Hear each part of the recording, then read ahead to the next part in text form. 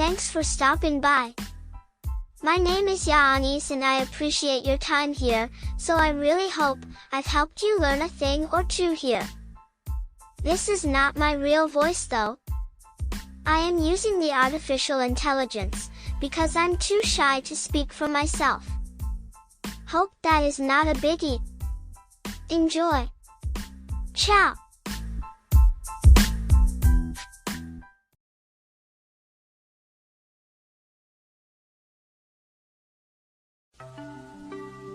"100 Ways to Motivate Yourself. Change Your Life Forever." Written by Steve Chandler. Read by the author. I hope what I'm about to say doesn't offend you, but you have no personality. That each of us has a fixed personality is a complete myth. We make ourselves up as we go along. Charlie Chaplin once entered a Charlie Chaplin look-alike contest in Monte Carlo, and the judges awarded him 3rd place. The choices we make for our thinking either motivate us or they don't. And while clear visualization of a goal is a good first step to success in life, self-motivation demands more. To truly motivate yourself in the life you want to live, action's required. As psychologist and author Dr. Nathaniel Branden has written, "A goal without an action plan is a daydream." Self-creation happens once self-motivation is mastered. One flows directly from the other. Motion creates the self. In my experience as a teacher, consultant, and writer, I've accumulated 100 ways of thinking that lead directly to self-motivation. I now present these thoughts to you. Number 1. Create a vision. Arnold Schwarzenegger was not well known in 1976 when he and I had lunch together at the DoubleTree Inn in Tucson, Arizona. He was in town publicizing the movie Stay Hungry. It was a box office disappointment that he just made. I was a sports columnist for the Tucson Citizen, and my assignment was to spend a full day one-on-one with Arnold and write a feature story about him. So at one point I casually asked him, "Now that you've retired from bodybuilding, what are you going to do next?" And with a voice as calm as if he were telling me about some mundane travel plans, he said, "I'm going to be the #1 box office star in all of Hollywood." I tried not to show my shock and amusement at his plan. After all, his first attempt at movies didn't promise much, and his Austrian accent, an awkward, monstrous build, really didn't suggest instant acceptance by movie audiences. So I asked him just how he planned to become Hollywood's top star. "It's the same process I used in bodybuilding," he explained. "What you do is create a vision of who you want to be and then live into that picture as if it were already true." Now notice that Arnold said create a vision. He didn't say that you wait until you receive a vision. You create one. In other words, you can make it up. Number 2. Tell a true lie. Recently, my 12-year-old daughter participated in a poetry reading in which all her classmates had to write a so-called lie poem about how great they were. They were supposed to make up untruths about themselves that made them sound unbelievably wonderful. I realized that the children were doing what Arnold did to clarify the picture of his future. By lying to themselves, they were creating a vision of who they wanted to be. So if it's hard for you to imagine the potential in yourself, then you might want to start by beginning to express it as a fantasy, like the children did who wrote the poems. Think up some stories about who you'd like to be. Without a picture of your highest self, you can't live into that self. Number 3. Leave your comfort zone. Our society encourages us to seek comfort, and yet only challenge will test our skills and make us better. Only challenge and the self-motivation to engage the challenge will really transform us. And every challenge we face creates a more skillful self. So it's up to you to constantly look for challenges to motivate yourself. And it's up to you to notice when you're buried alive in a comfort zone. Then break free and fly away. Number 4. Find your key. I used to have the feeling that everyone else in life had been issued an instruction book on how to make life work, and I, for some reason, wasn't there when they passed the books out. Still struggling in my mid-30s with a pessimistic outlook and no sense of purpose, I voiced my frustration once to a friend of mine, Dr. Michael Killebrew. He recommended a book to me. The name of the book was The Master Key to Riches by Napoleon Hill. What the book actually did was a lot more than increase my earning capacity, although by practicing the principles in the book, my earnings did double in less than a year.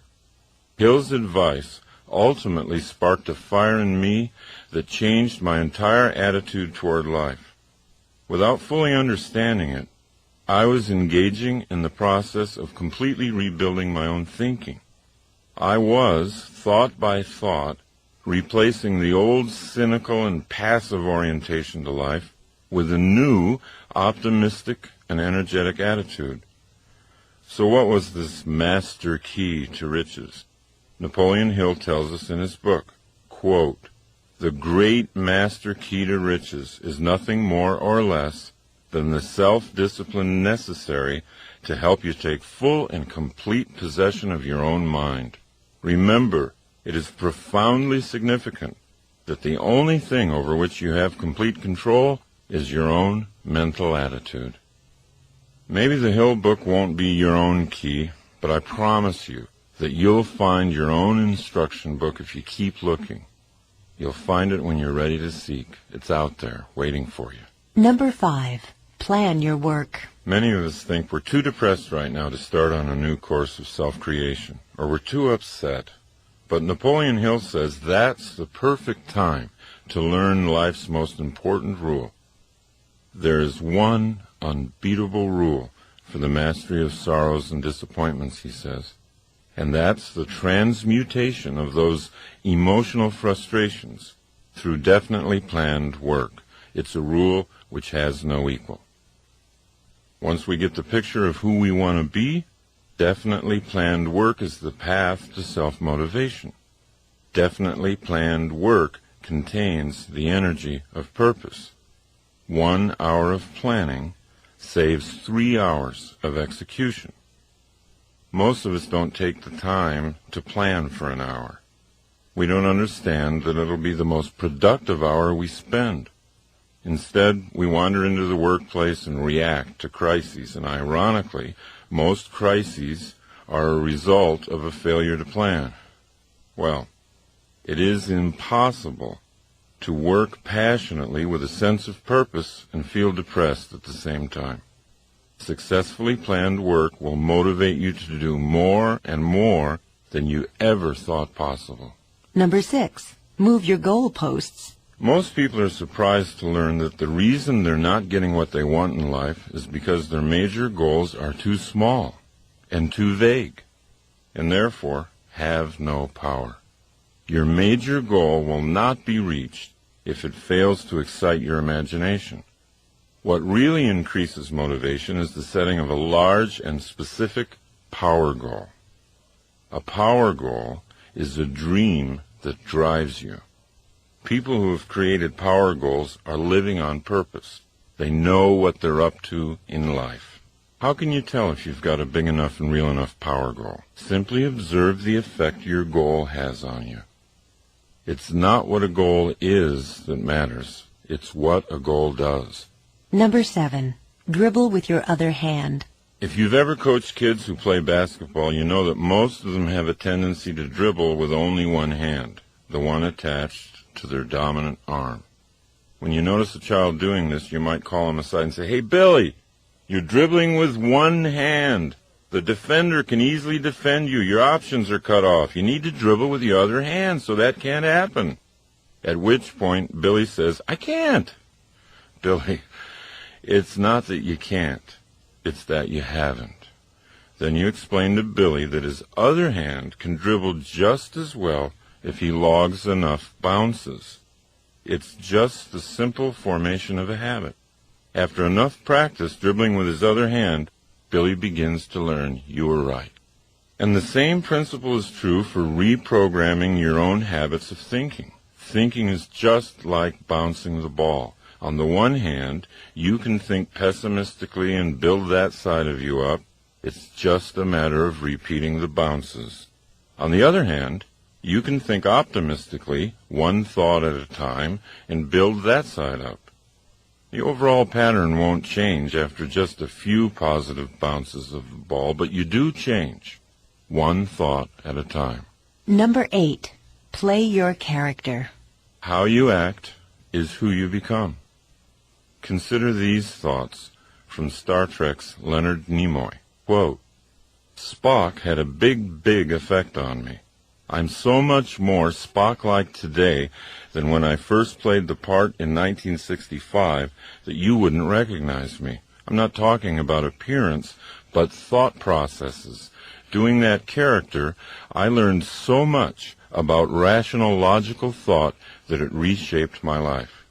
Now, just like Spock, we too can gain energy and inspiration by doing the character we want to be. We can become who we act like we are. Number 9. Don't just do something. Sit there. Sit quietly, absolutely alone, for a long time, all by yourself. Completely relax. Don't allow the television or music to distract you. Be with yourself. Observe insights starting to appear. Observe your relationship with yourself starting to get better. Sitting in silence allows your true dream in life to take shape and clarity. In modern, interactive, civilized life today, you're either living your dream or someone else's. And unless you give your dream the time and space it needs to express itself, you'll spend the better part of your life living the dreams of other people. Number 10. Use the right chemicals. Not real drugs, of course. Instead, get into those energizing chemicals already in your system that get activated when you laugh, or sing, or dance, or run, or hug someone. When you're having fun, your body chemistry changes, and you get new surges of motivation and energy. Don't keep trying to go out searching for something that's fun. It's not out there anywhere. It's inside yourself. If you can't immediately see the fun in something, find a way to create it. Once you've made a job fun, you've solved the problem of self-motivation. Number 11. Leave high school. Most of us think we're stuck in high school forever. Before high school, in our earlier and more carefree childhoods, we were creative dreamers, filled with a boundless sense of energy and wonder. But in high school, something got turned around. We began fearing what others were thinking of us. All of a sudden, our mission in life became not to be embarrassed. We were afraid to look bad, and so we made it a point not to take risks. Most people end up designing their lives based on what other people might be thinking of them. But we can leave that habit behind. As Emerson asked, why should the way I feel depend on the thoughts in someone else's head? Number 12. Lose face. You can create a self that doesn't care that much what people think. You can motivate yourself by leaving the painful self-consciousness of high school behind. The actor René Auberjonois said, "Show me a guy who's afraid to look bad, and I'll show you a guy you can beat every time." Number 13. Sing without feeling. Become a performer. Act like you already feel like you want to feel. American philosopher William James put it very clearly. We do not sing because we are happy. We're happy because we sing. If you want to be happy, find the happiest song you know and sing it. It works. Number 14. Kill your television. If you're watching too much television and you know it, you might find it useful to ask this one question. Which side of the glass do I want to live on? When you're watching television, you're watching other people do what they love doing for a living. Those people are on the best side of the glass because they're having fun, and you're passively watching them have fun. They're getting money, and you're paying. Groucho Marx once said he found television very educational. Every time someone turns it on, he said, I go in the other room to read a book. Number 15. Read yourself a story. Abraham Lincoln used to drive his law partners crazy. Every morning, he'd come into the office and read the daily newspaper aloud to himself. Why did Abe do this morning reading aloud? He discovered that he remembered twice as much when he read aloud than when he read silently. And what he did remember, he remembered for a much longer period of time. Anytime you have an opportunity to read something that's important to you, try reading it aloud. See if you don't make twice the impression on yourself. Number 16. Get on your deathbed. Many of us, including myself, keep pretending that our game has no end. We plan to do great things someday when we feel like it. Confronting our own death doesn't have to wait until we run out of life. In fact, being able to vividly imagine our last hours on our deathbed creates a paradoxical sensation, the feeling of being born all over again.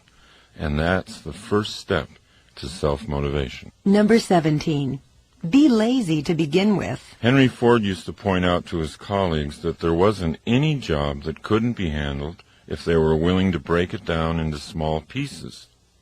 And when you've broken a job down, remember to allow yourself some laziness in beginning. Because it isn't important how fast you're doing it. What's important is that you are doing it. The irony is, the slower you start something, the faster you'll be finished. When you first think about doing something hard and overwhelming, you're most aware of how you don't want to do it at all. In other words, the mental picture you have of the activity, doing it fast and furiously, is not a happy picture. So you think of ways to avoid doing the job altogether. Thinking about starting slowly is easy, and doing it slowly allows you to actually start doing it. Therefore, it gets finished. Number 18. Leave your friends. Politely walk away from so-called friends who don't support your goals. When you're in a conversation with a pessimist, possibilities seem to have a way of disappearing, and a narrow sense of cynicism settles in. President Calvin Coolidge once said, "Cynics do not create." Everyone knows that enthusiasm for life is contagious. And being in a conversation with an optimist opens us up to see more and more of life's possibilities. Number 19. Plan your game. Design your own life's game plan. Let the game respond to you rather than the other way around. Be like Bill Walsh, the former head coach of the San Francisco 49ers. Everybody thought he was a kind of eccentric because of how extensively he planned his plays in advance of each game.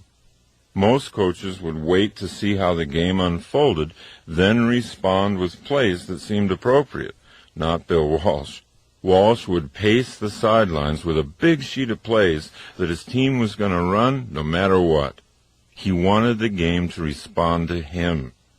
Walsh won a lot of Super Bowls with his so-called eccentric proactive approach. But all he did was to act on the crucial difference between creating and responding. Number 20. Find your inner Einstein. The next time you see a picture of Albert Einstein, realize that that's actually you. Every human has the capacity for genius. To experience Einstein's creative level of thinking, all you have to do is commit to using your imagination. You know, this is sometimes a difficult recommendation for grown-ups to follow. Grown-ups have become accustomed to using their imaginations for only one thing: worrying. Grown-ups visualize worst-case scenarios all day long. All their energy for visualization is channeled into colorful pictures of what could go wrong. Worry is a misuse of the imagination. What people don't comprehend is that the human imagination was designed for better things. People who use their imaginations to create often achieve things that worriers never dream of achieving. even if the worriers have much higher IQs. Dreaming is the design stage of creating the future. Imagine yourself living a motivated life. Number 21. Feel good first. Most people think they'll feel good once they reach some goal. They think happiness is out there somewhere. The problem with putting off feeling good about yourself until you hit a certain goal is that it might never happen. By linking happiness to something you don't have yet, you're denying your power to create it for yourself in the moment. Your happiness is your birthright. It shouldn't depend on your achieving something. Start by claiming it and using it to make your journey fun all the way and not just fun at the end.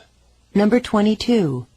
Run toward your fear. The world's best kept secret is that on the other side of your fear, there's something safe and beneficial waiting for you. If you work through even a small fear, you'll increase the confidence you have in your ability to create your life. General George Patton said, "Fear kills more people than death. Death kills us but once, and we usually don't even know it. But fear kills us over and over again, subtly at times and brutally at other times. The rush we get after running through the waterfall of fear is the most energizing feeling in the world.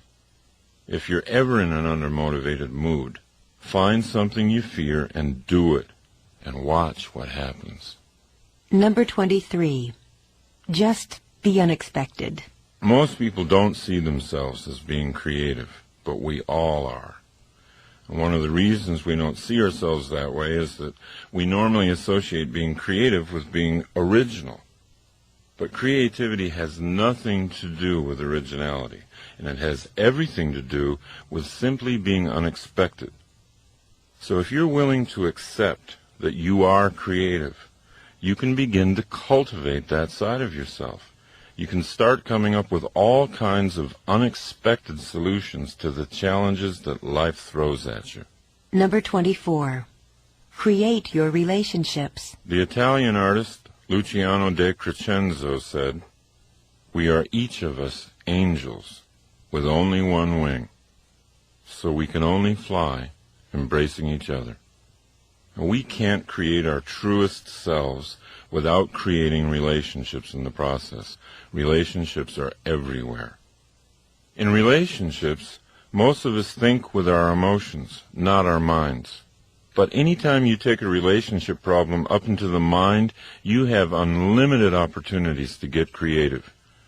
Conversely, when you send a relationship problem down the elevator into the heart, the gut, you risk staying stuck in that problem forever.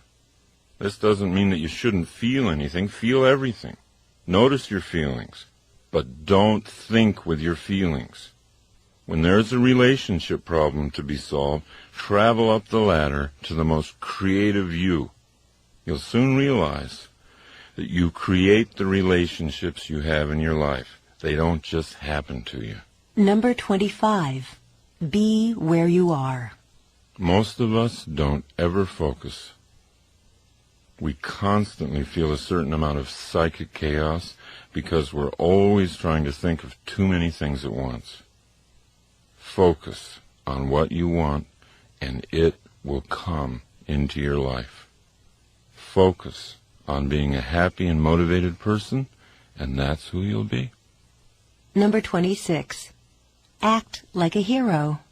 We need heroes in our lives. They're not a sign of weakness, they're a source of strength. Bernard Malamud said, "Without heroes, we are all plain people and we don't know how far we can go." Heroes show us what's possible for a human being to accomplish. Therefore, heroes are very useful to anyone interested in self-motivation. You don't have to have just one hero. Choose a number of them. Put their pictures up. Become an expert in their lives. Collect books about them. Let your heroes' lives inspire you. They're only people like we are. What distinguishes them from us is the great levels they've reached in self-motivation. To just passively adore them is to insult our own potential. Instead of looking up to our heroes, it's much more beneficial to look into them. Number 27. Accept your willpower. You know, a lot of people say, I don't have any willpower. But if you think you have no willpower, you're undermining your own success. Everyone has willpower. To be listening to this program, you've got to have willpower. The first step in developing your willpower is to accept its existence. The second step is to know that your willpower, like a muscle in your arm, is yours to develop. You're in charge of making it strong or letting it become weak.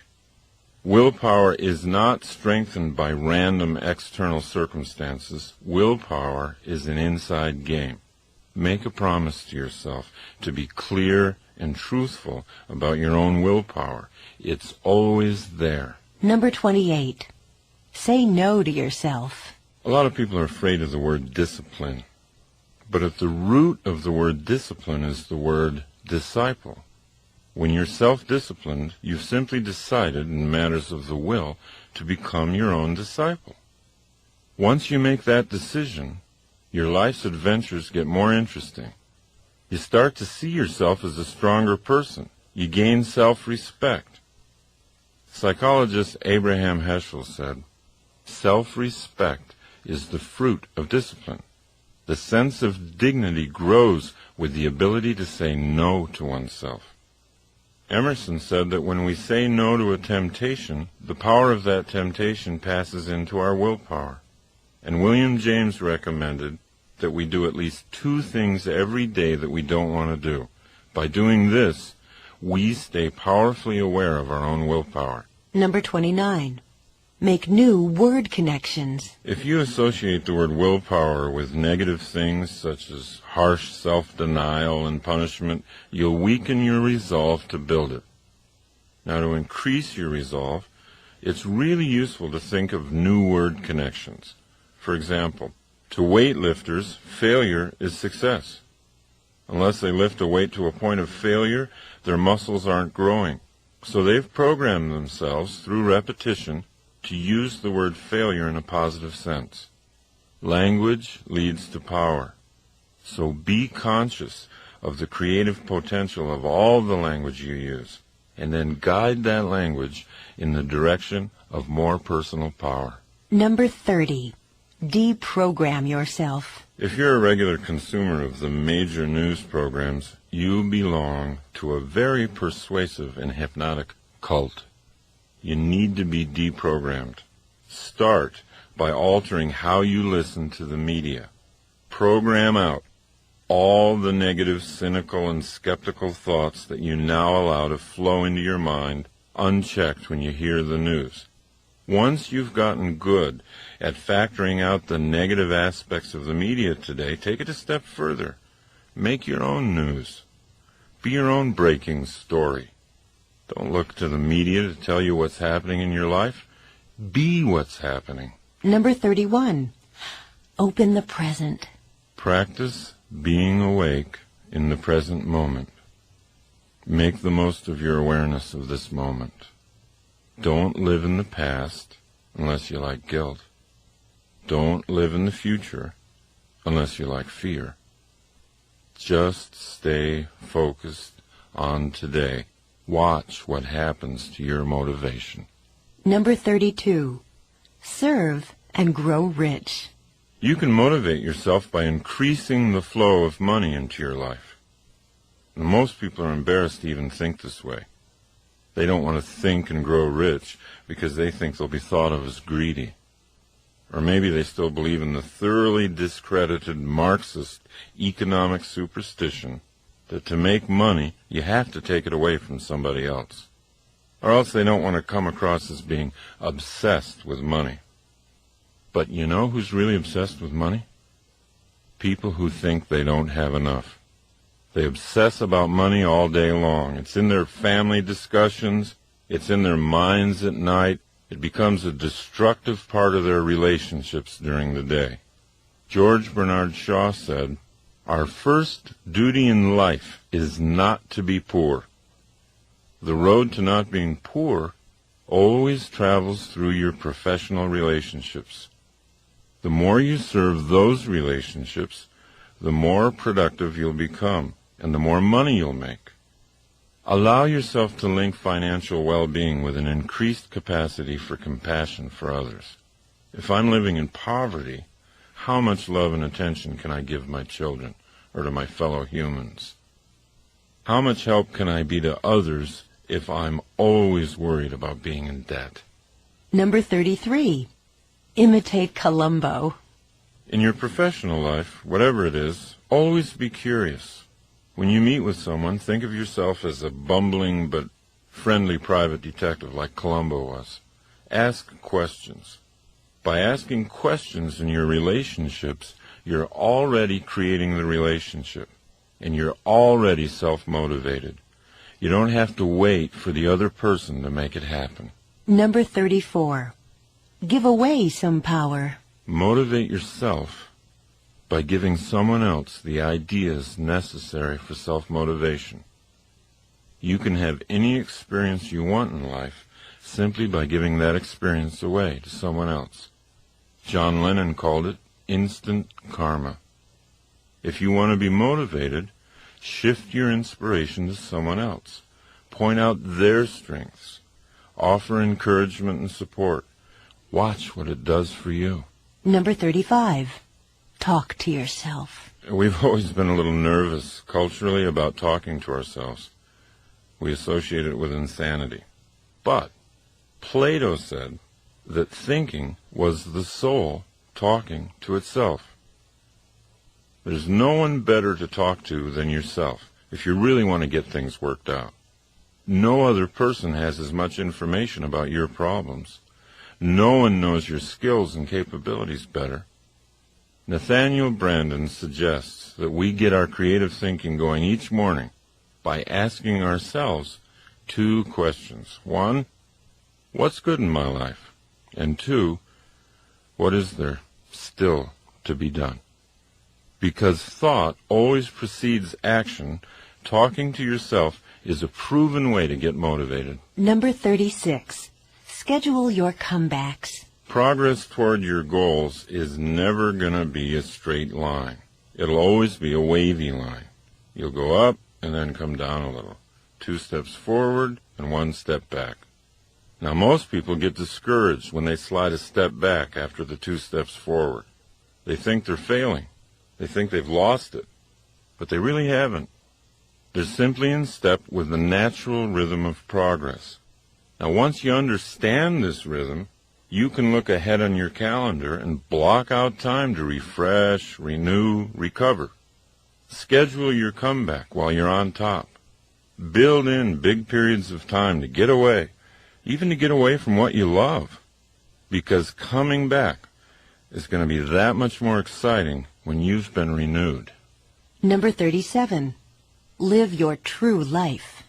The psychologist David Viscott wrote, when you say you fear death, you're really saying that you fear you've not lived your true life. This fear cloaks the world in silent suffering. How do you know what your true life is? How do you know how to live it? First, find out what makes you happy, and then start doing that. Now, if writing makes you happy and you're not writing for a living, you might want to start up a company newsletter.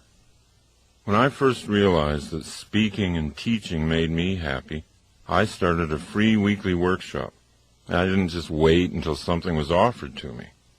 There's no goal better than this one, to know, as you lie in your deathbed, that you lived your true life. You did what it was that made you happy. Number 38. Get up on the right side of the bed. Since I was a child, I've always been intrigued with the idea that you could have a great day just by getting up on the right side of the bed. Today, my fascination is not so much with the right side of the bed as it is with the right side of the head, or, to be more precise, the right side of the brain. In the 1930s, brain surgeons discovered the different functions of the 2 halves of the brain while working on epileptics.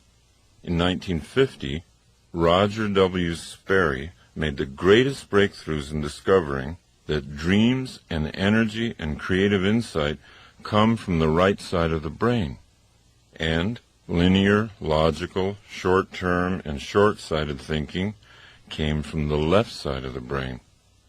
The best explanation for how whole brain thinking surpasses left brain thinking or right brain thinking is in a book written by British philosopher Colin Wilson called Frankenstein's Castle.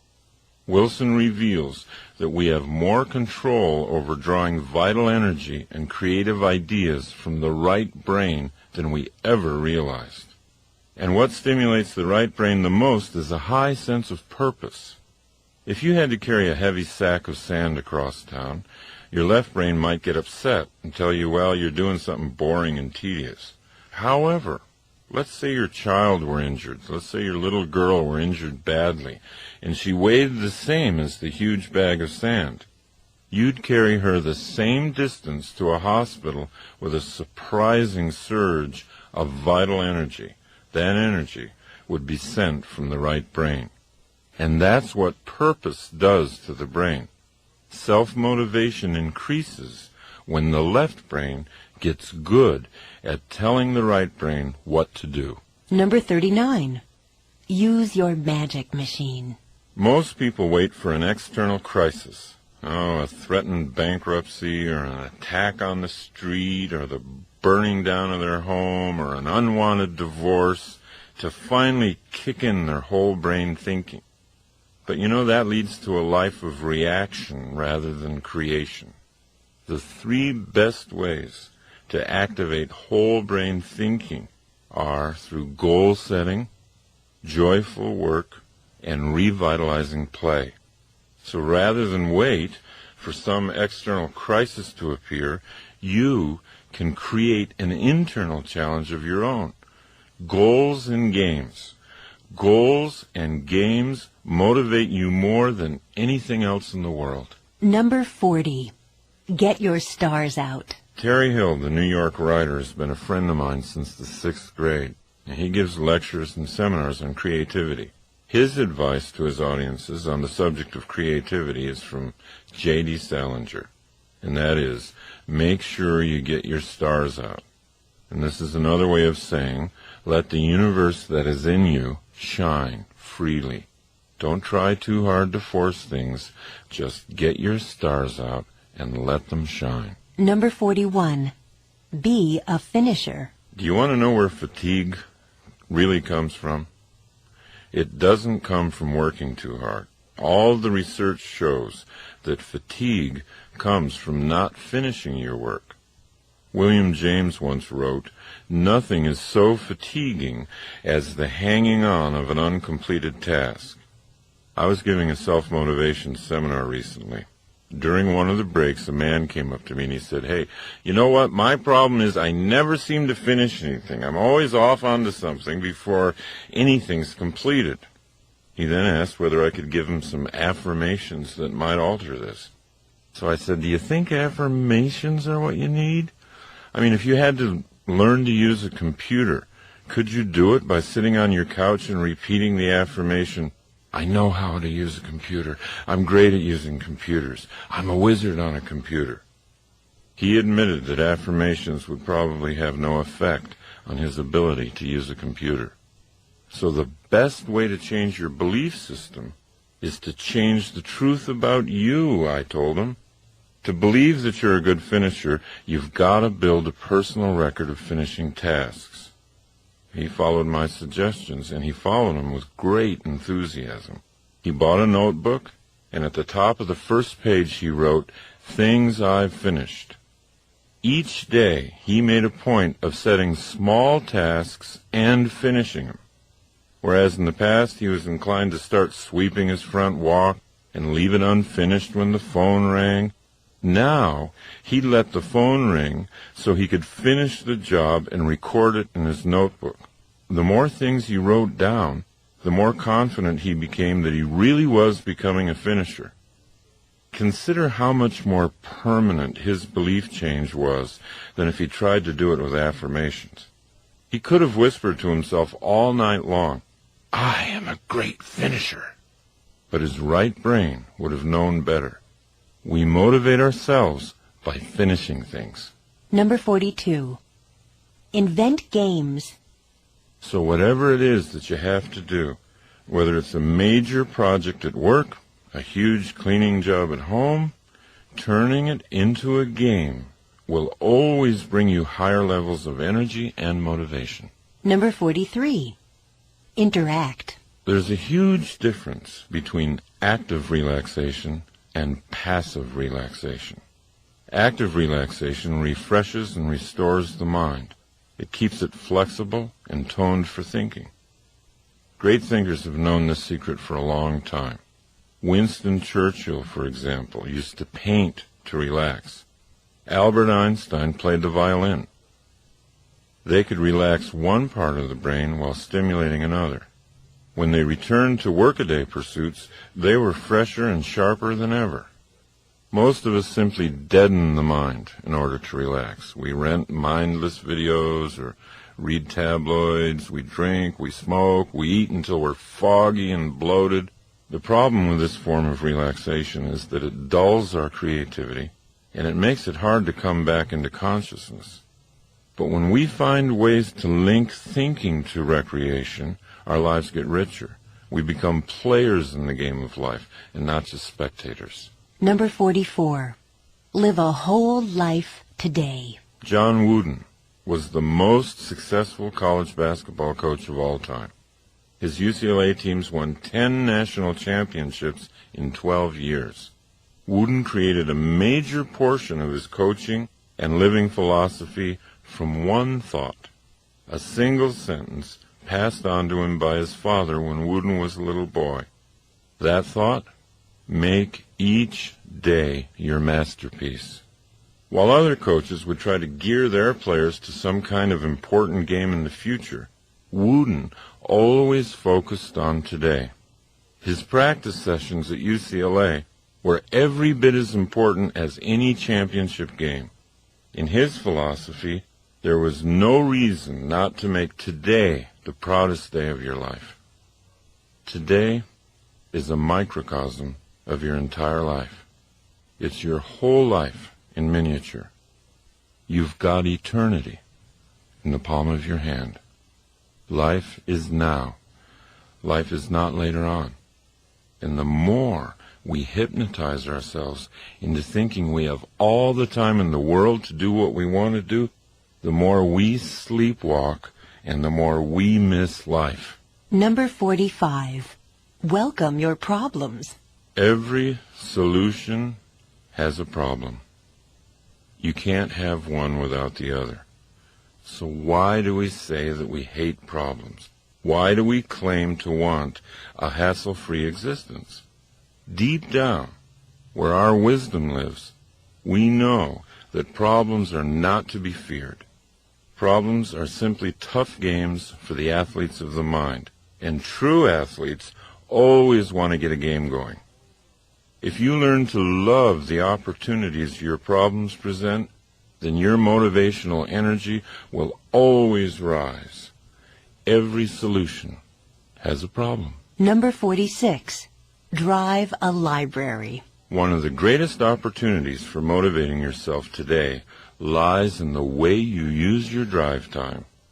With the huge variety of audio tapes now available, you can use your time on the road to educate and motivate yourself at the same time.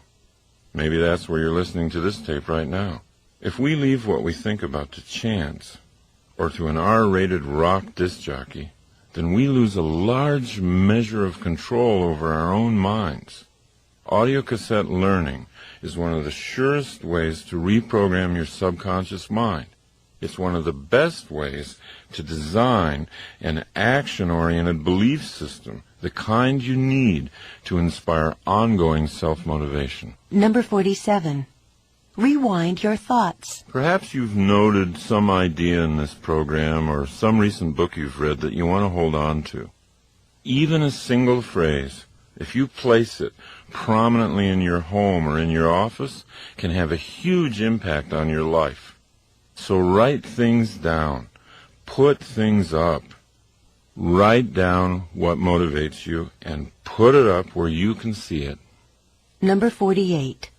Make yourself up. One of the ways to get started creating goals and action plans is just make them up like you did as a kid.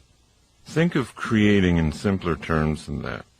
Think of it as something that all humans do very easily. The French physician Émile Coué said, "Always think of what you have to do as easy, and it will be." Number 49. Get small. Most people participating in the free enterprise system have become thoroughly convinced of the power of setting large and specific long-range goals for themselves.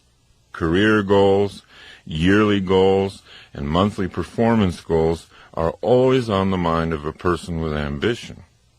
But many people overlook altogether the power of small goals. Goals set during the day that give energy to the day and a sense of achieving a lot of small wins along the way. By increasing your conscious use of small objectives, you'll see the larger objectives coming into reality much faster than you thought they would. Number 50. Get out of the box. All of us tend to look at our challenges from inside a box. We take what we've done in the past and put it in front of our eyes and then try to envision what we call the future. But you see, that restricts our future. With that kind of restricted view, the best the future could possibly be is a new and better past.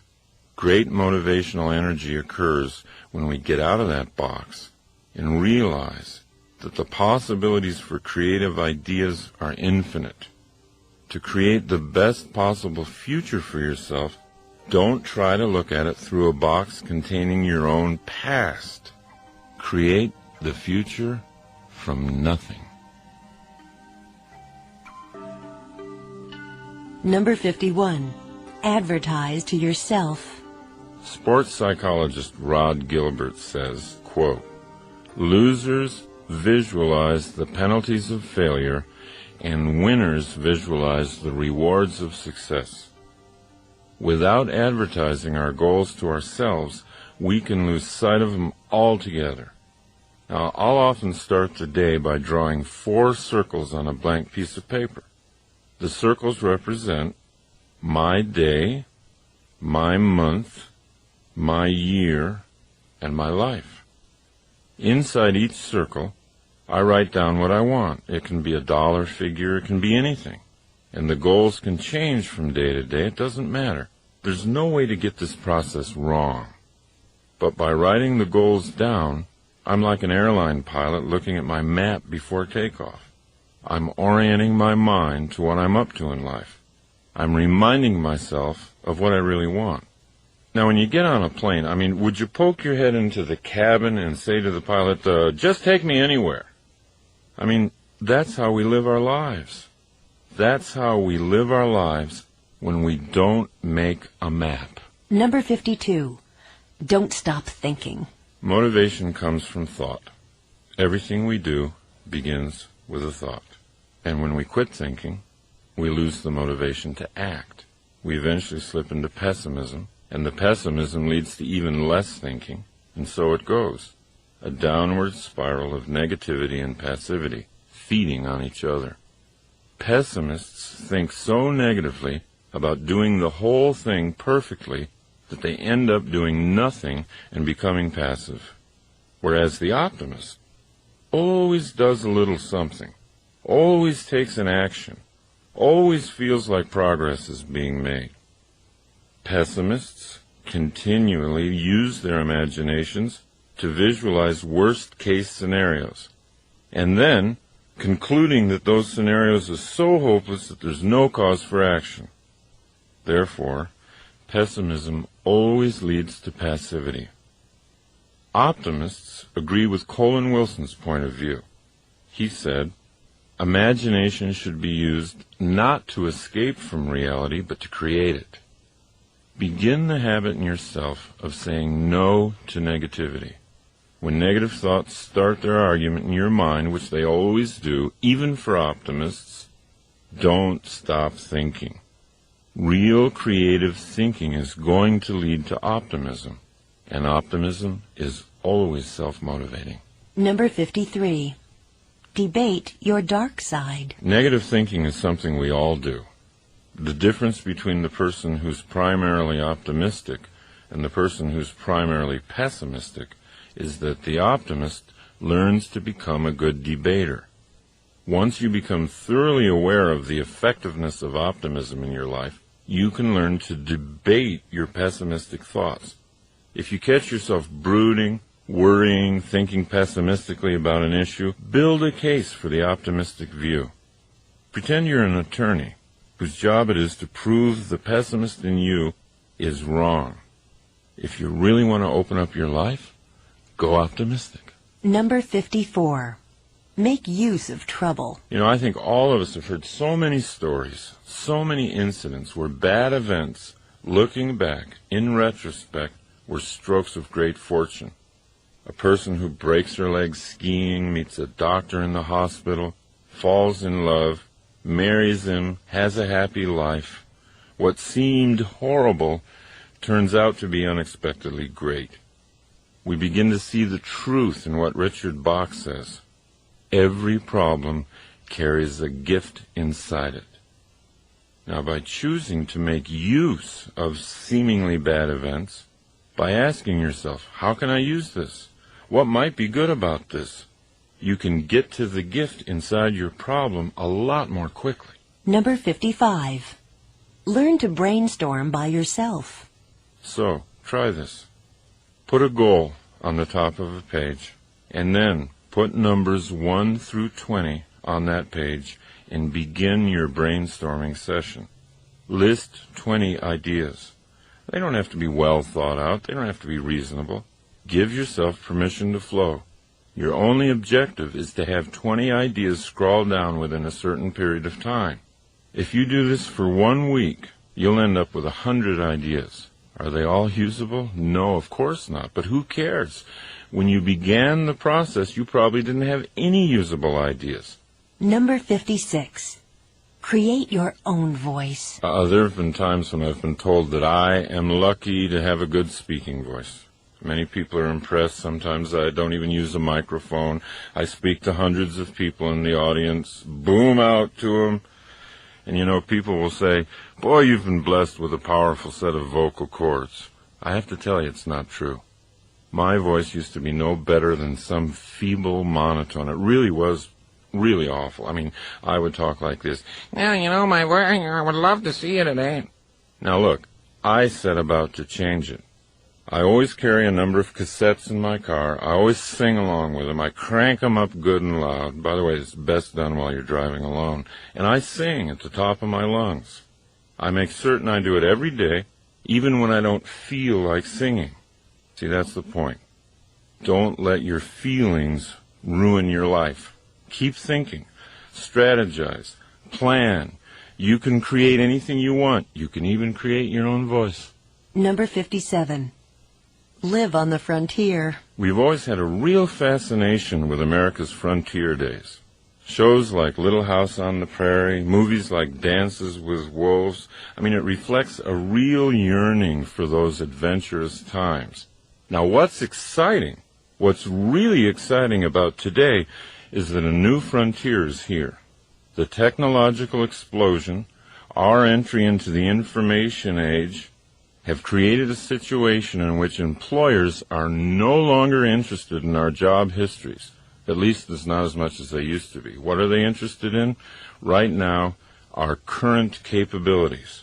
For example, let's say my company's trying to enter the Chinese market to sell its software, and you, at age 70, can speak fluent Chinese, know all about software, and have energy and zest for success.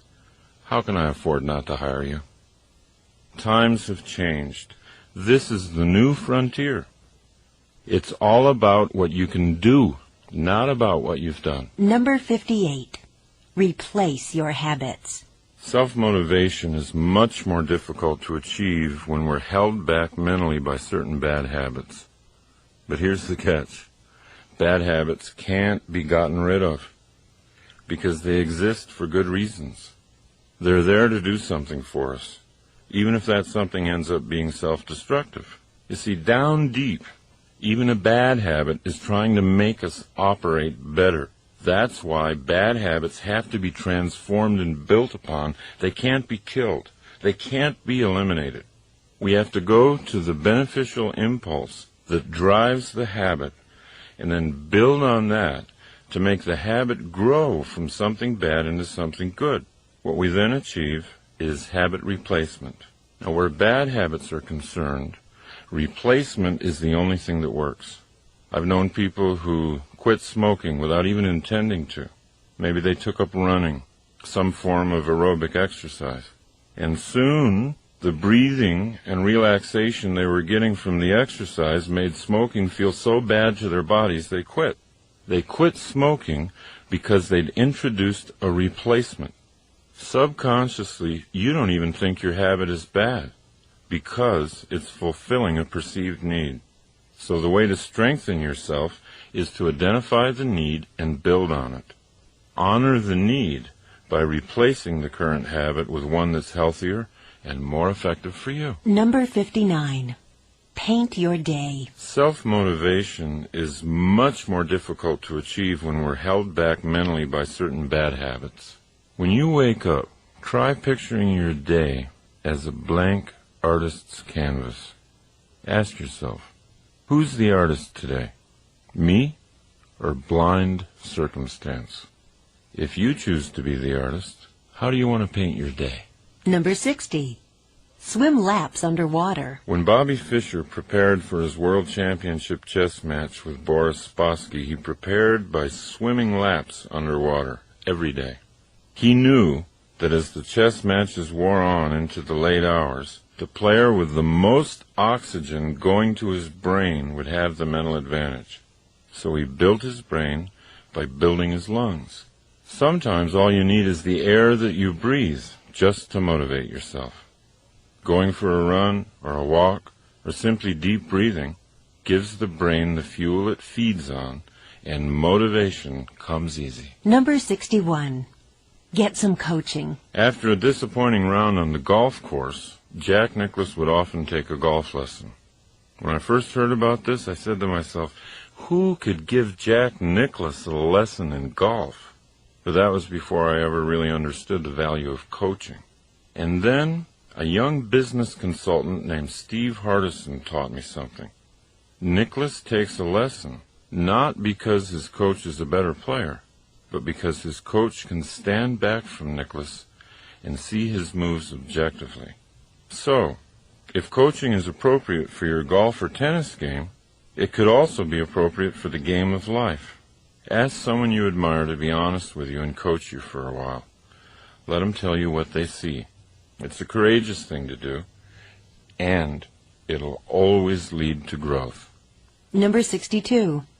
Leave home. Once when Steve Hardison and I were discussing a few of my old habits that were holding me back from realizing my business goals, I finally said to him, but why? Why do I do those things? I mean, if I know they hold me back, why do I continue to do them? And he said, you do them because they feel like home. When you do those things, you do them because that's what you're comfortable doing. And so you make yourself right at home doing them. As they say, there's no place like home. Home can be an ugly place if it's not kept up and consciously made beautiful. Home can be a dark, damp prison, smelling of bad habits and laziness. But we think we're safe there. However, when we inspect the worn-out house more closely, we can see that the safety we think we're experiencing is pure self-limitation. Now, you might want to identify the habits that keep you trapped. Identify what you've decided is your final personality, for example. Understand that it might be a hasty construction built only to keep you safe from risk and growth. See, once you've done that, you can leave. You can leave home. You can get the blueprints out, and you can create a home you really want. Number 63. Perform rituals. As you listen to these various ways to motivate yourself, you might have noticed that action is often the key. Doing something is what leads to doing something. It's the law of the universe. An object in motion stays in motion. My own ritual for jump-starting the brain is walking. Many times in my life I've had a problem that seemed so overwhelming. It seemed too overwhelming to even do anything about. But my ritual is to take the problem out for a long, long walk. Time and time again, during the course of the walks, something comes out of nowhere. Some idea for an action that would solve the problem. So try making up a ritual for yourself, anything that will act as a self-starter. Rituals will have you in action before you feel like getting into action. Rituals always override your built-in laziness. They always get you motivated in a predictable, controllable way. Number 64. Start your life over. If you catch yourself thinking that you're too old to do something you want to do, please recognize that you're now listening to the pessimistic voice inside of you. It's the voice of a liar. Talk back. Remind the voice of all the people in life who've started their lives over again at any age they wanted to. John Houseman, the Emmy Award-winning actor in The Paper Chase, he started acting professionally when he was 73 years old. Don't listen to the voice inside. You can start your life over right now. Number 65. Keep all your promises. One way I used to motivate myself was to make some unreasonable promise. To go to someone I cared about, either personally or professionally, and promise something really big. Something that'll take all the effort and creativity I had to make it happen. But, there were times when those huge promises I made weren't kept, and I realized over the years it's not really an intelligent way to self-motivate. Today I'll make commitments to other people, but they're commitments that I know I can keep. But to motivate myself, I've replaced promising others with setting goals inside myself. The power of goals is that they can be outrageous, they can be huge, and they can free up really wild possibility thinking. Without setting large goals internally, what I tend to do is just live a life of things that I think I have to do. Number 66. Give some luck away. Basketball coach John Wooden used to say, you cannot live a perfect day without doing something for someone who will never be able to repay you. I agree with that. And there's a way to make sure you can't be repaid. That's doing something for someone who won't even know who did it. Now this gets into a theory I've had all my life, and that is, you can create luck.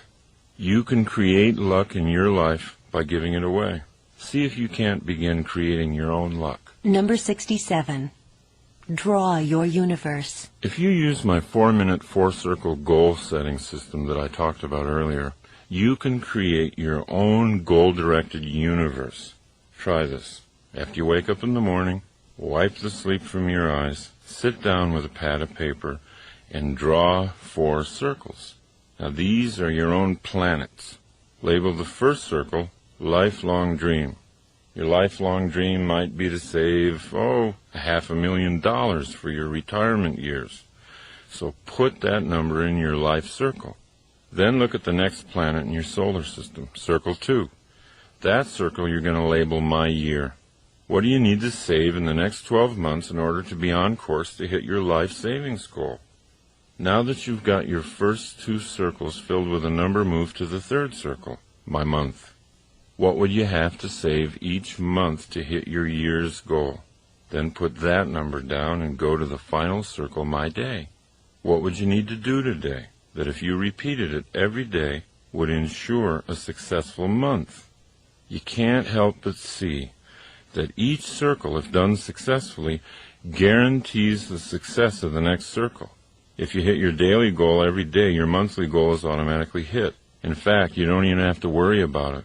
And if your monthly goal is reached, the yearly goal has to happen. It's mathematical. And if your yearly goals are hit, the lifelong goal cannot not be reached. Then you can see, proven for you, that your life and your day are the same thing. You can create your own universe any way you like. The system itself is not the motivator. Your understanding of your responsibility to be a creative planner, That's what the motivator is. Number 68. Get up a game. If you're really interested in motivation, there's nothing more fun than competition. Competition has a bad name these days. It shouldn't. It teaches you the valuable lesson that no matter how good you are, there's always somebody better than you. That's a lesson in humility everybody needs. And it teaches you that by trying to beat somebody else, you reach for more inside of you. Trying to beat somebody else puts the game back into life. And if it's done optimistically, it gives energy to both competitors. It teaches sportsmanship. And it gives you a benchmark for measuring your own growth. So in your life, let the games begin. Have fun winning and losing. And when someone has insulted you or underrated you, don't just get even, get better. Use your victory, not to hurt them, but to create you. Number 69.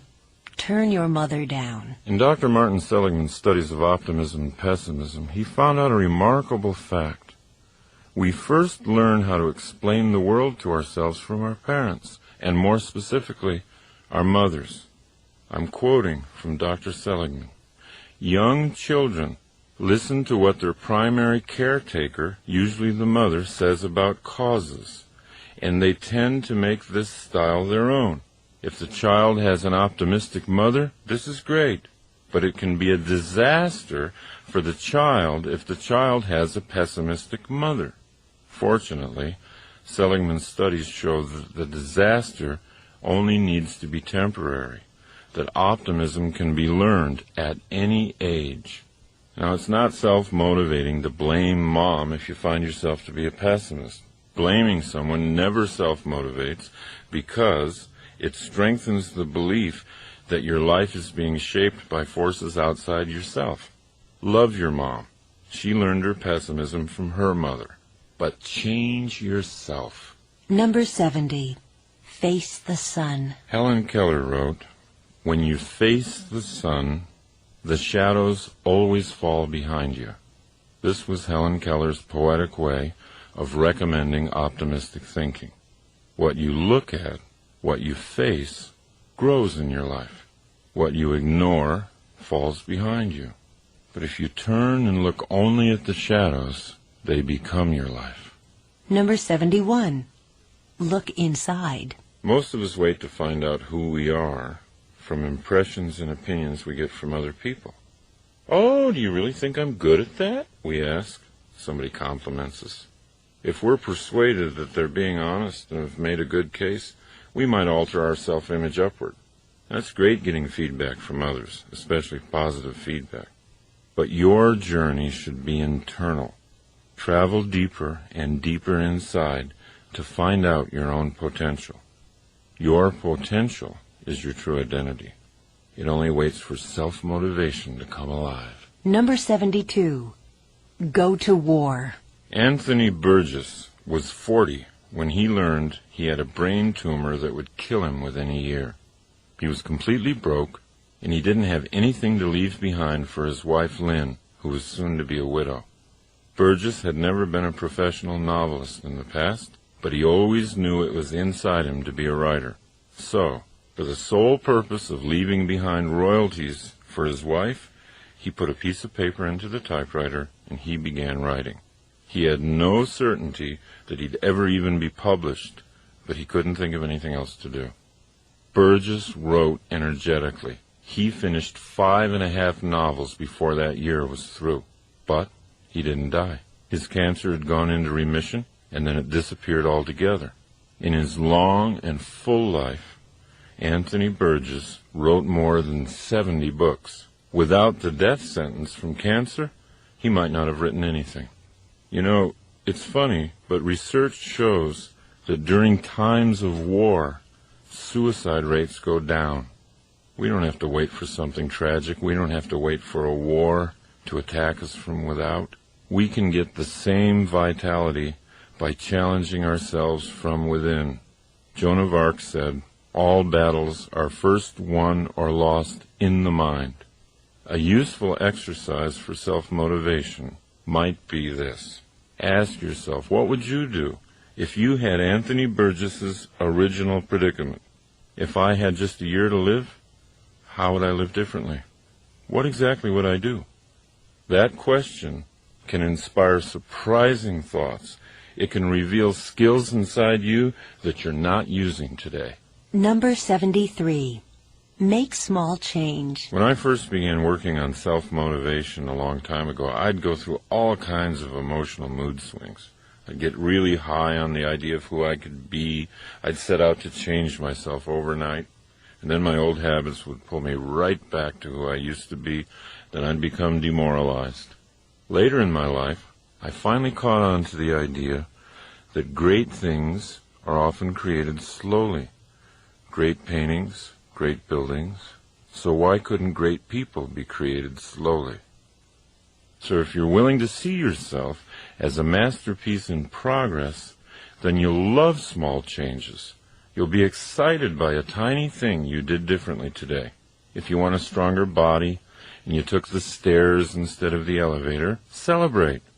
You're moving in the direction of self-creation. Number 74. Do something badly. Sometimes we don't do things because we're not sure we can do them well. We feel we're not in the mood or at the right energy level to do the task we have to, so we put it off or wait for inspiration to arrive. We're so afraid to do things until we're sure we'll do them well, we don't do anything. This is the source of all writer's block, by the way. This tendency led G.K. Chesterton to say, if a thing is worth doing, it's worth doing badly. If you're not motivated to do something you know you need to do, just decide to do it badly. Add a little self-deprecating humor. Be comically bad at what you're doing, and then enjoy what happens to you once you're in the process. Number 75. Be a visioneer. A few years ago, I began working with motivational speaker and author Dr. Dennis Deaton, and he allowed me to learn and even teach his principles of visioneering, which he defines as engineering dreams into reality by the use of active mental imaging. The principle is this: you can't do anything that you can't picture yourself doing. Visioneering is just another word for picturing yourself. Once you make the picturing process conscious and deliberate, you begin to create the self you want to be. Number 76. Shine your light. Chesterton used to say that taking things lightly was the most spiritually advanced thing you could do to improve your effectiveness in life. After all, said Chesterton, it's because God's angels take themselves so lightly that they're able to fly. And if his angels take themselves that lightly, imagine how much more lightly he takes himself. Your own motivational level will always be lifted with humor. Anytime you're stuck, ask yourself to take things lightly. Ask yourself to come up with some funny solutions. Laughter will destroy all limits to your thinking. When you're laughing, you're open to anything. Number 77. Be a list writer. Never hesitate to sit down with yourself and make lists. The more you write down what it is you want, the more you can dictate your own future. A goal gains power when you write it down, and it gains more power every time you write it down. Now, we're always looking for motivation in what others have written. But if you become a creative list maker, you'll learn how to motivate yourself by what you've written. Number 78. Be the change. Don't try to change other people. It doesn't work. You'll waste your life trying. We talk to our children for hours about how we think they should change. But children don't learn from what we say. They learn from what we do. By being what you want them to be, you can lead by inspiration. What you tell people to do often goes right by them. Who you are doesn't. The change in you is contagious. When you yourself change, watch how the people around you change. Number 79. See the gold. In every circumstance, we can look for the gold or we can look for the filth. And what we look for, we'll find. Opportunities are like those subatomic quantum particles that come into existence only when they're seen by an observer. Your opportunities will multiply when, and only when, you choose to see them. Number 80. Simplify. The great Green Bay Packer football coach Vince Lombardi was once asked why his world championship team, which had so many multi-talented players, ran such a basic and simple set of plays. "It's hard to be aggressive," he answered, "when you're confused. When you simplify your life, it gathers energy." Number 81. Pin life down. Recently, I was working with car dealer Henry Brown of Brown & Brown Nissan, which is a nationally celebrated Nissan dealership. And he was telling me a story about his son, a high school wrestler. Now, his boy had been getting only fair results in wrestling this year. So Henry went and talked to him, and he learned that he entered each match completely prepared to counter anything his opponent tried. And no matter how gifted Henry's son was at countering moves, countering was still countering.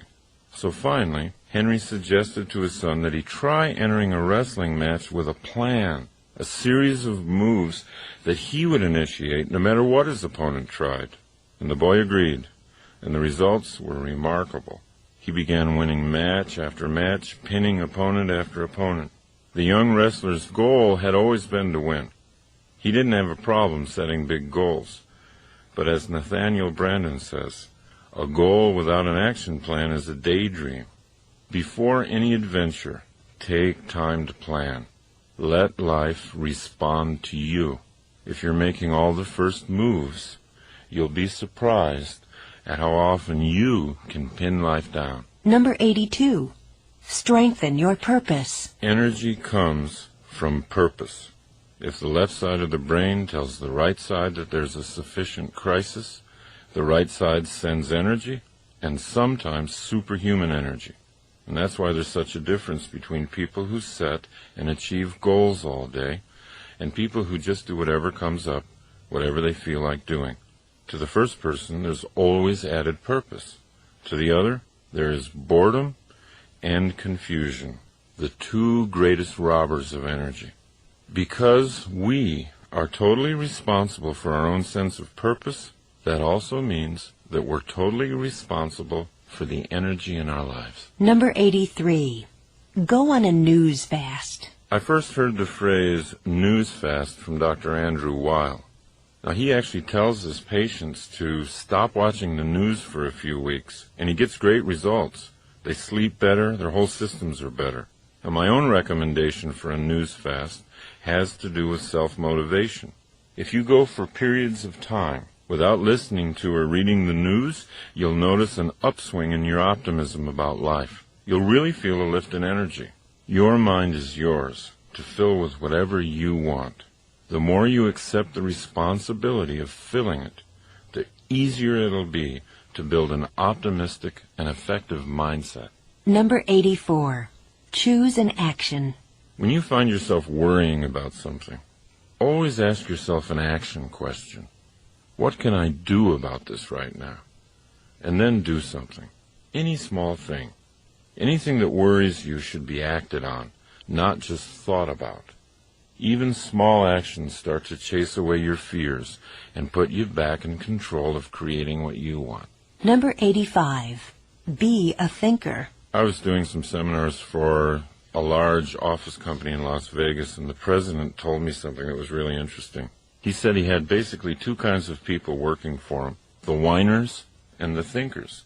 The whiners were often very smart, dedicated employees who worked long hours, but when they came into the president's office, it was always to complain.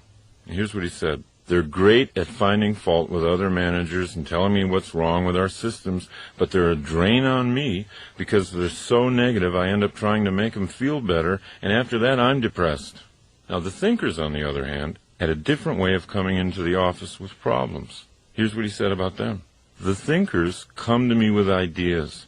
They see the same problems that the whiners see, but they've already thought about possible solutions. When you're committed to self-motivation, you'll follow into the realm of the thinker, naturally. You'll be more valuable to your organization and to yourself. Number 86. Choose enjoyment. There's a huge difference between pleasure and enjoyment. And when we're absolutely clear about the difference, we can grow much faster toward who we want to be. What we do for pleasure, for example, Routine sex, eating, drinking, all kinds of short-term stuff, that's different than what we do for enjoyment. Enjoyment always involves the use of a skill, and it always involves facing a challenge. Things like sailing, gardening, golfing, any kind of activity like that involving skills meeting a challenge result in enjoyment. People who get clear on the difference begin to know how to consciously put more enjoyment into their lives. Number 87. Read mystery novels. The person with the highest IQ ever measured, Marilyn Vos Savant, recommends mystery novels as brain builders. Here's what she says. Not only is this exercise fun, but it's good for you. I'm not talking about violent thrillers or police procedural novels, but instead, I'm directing you to those elegant, clue-filled, intelligent mysteries solved by drawing conclusions, not guns." Unquote. Marilyn Vos Savant believes strongly that the brain can be built as surely and as quickly as the muscles of the body. So the next time you feel like curling up with a good mystery, don't feel guilty. You might be doing the most productive thing you've done all day. Number 88. Express your thoughts. Go ahead and feel your feelings.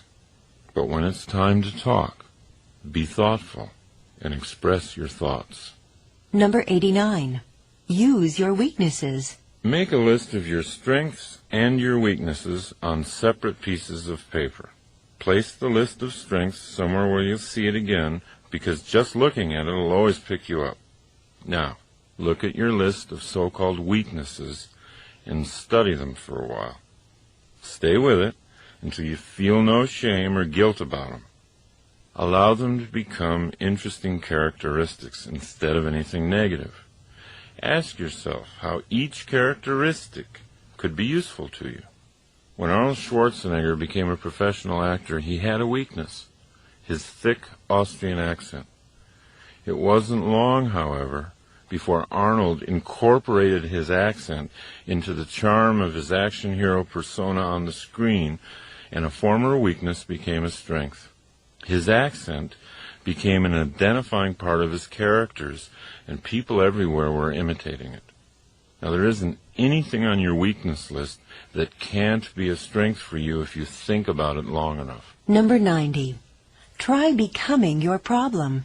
Whatever type of problem you're facing, the most self-motivational exercise I know of is to immediately say to yourself, I'm the problem. Because once you see yourself as the problem, you can see yourself as the solution. By seeing ourselves as victims of our problems, we lose the power to solve them. To activate the power inside ourselves, we need to take only 2 essential steps. 1, own the problem, and 2, create the solution. Number 91. Inflate your goal. There is another self-motivator that must be used as an intellectual tool only. Take a certain goal of yours and double it, or triple it, or multiply it by 10, and then ask yourself, quite seriously, what would you have to do to achieve that new goal? Now, I've often used this method for self-motivation with myself. If I have a goal of signing, say, 2 seminar contracts in the next 3 weeks, I'll often get out a pad of paper and ask, how would I get 10 contracts signed in 3 weeks? It always puts me at a different level of thinking. And because I'm solving the problem of 10, I always get at least 2. Remember, it's just a self-contained game, not a promise to anybody else. But it is a game that's fun to play. Why? Because it works. Number 92. Come to your own rescue. There are 2 ideas that are contained in the work of psychotherapists Nathaniel and Devers Brandon that have helped me incredibly. Here's the first one. You can't leave a place you've never been. And here's the other one. No one is coming. I used to believe I could run from all my frightening thoughts and beliefs about myself. But all that ever did was create deeper internal fears and conflicts. What I really needed was to get all my fears into the sunshine and demystify them. Once I systematically began to do that, I was able to dismantle the fears like a bomb squad does to a bomb. Acceptance and full consciousness of those fears was the place I'd never been. Once I was in that place, I could leave. Now, the notion that no one's coming was more terrifying. That idea sounded too much like abandonment. Many of us, even as grown-ups, devise very elaborate and subtle variations of the theme, I want my mommy. The Brandons showed me that I could be much happier, much more effective, if I valued independence and self-responsibility above dependency on someone else. So when you accept the idea that no one's coming, it's actually a very powerful moment, because it means that you're enough. You can handle your problems yourself. You can grow. You can get